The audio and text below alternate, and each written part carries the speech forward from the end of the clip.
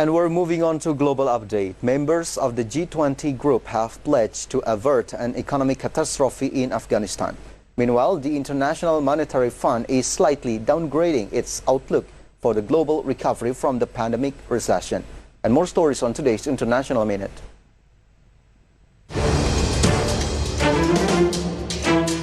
Members of the G20 group of major economies have pledged to avert an economic catastrophe in Afghanistan. German Chancellor Angela Merkel say the country should not be allowed to descend into chaos. The virtual summit came as the UN urged world leaders to put billions of dollars into the Afghan economy. U.S. President Joe Biden stressed that aid should be provided via independent international organizations and not directly to the ruling Taliban. Pledges include a promise by European Commission President Ursula von der Leyen to give €1 billion to Afghanistan and two neighboring countries taking in refugees.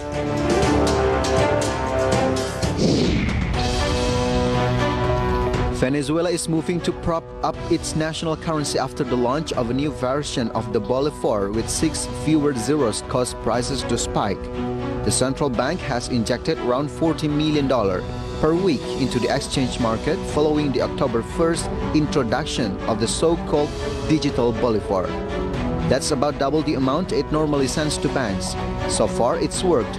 The exchange rate on the street, known as the parallel market, was 4.1 bolivars per dollar Tuesday. The currency had weakened to 5.2 per dollar in advance to the digital Bolivar's introduction, as Venezuela rushed to get their hands on greenbacks.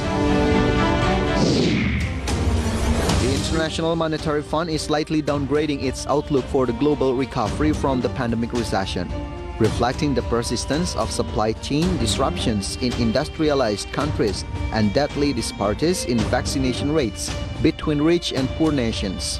In its latest World Economic Outlook being released Tuesday, the IMF foresees global growth this year of 5.9%, compared with its projection in July of 6%.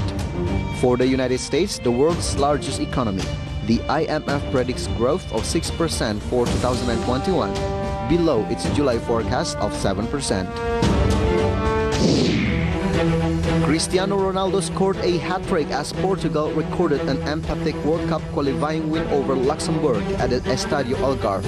The victory leaves Portugal second in Group A point behind Serbia, who they host in their final game.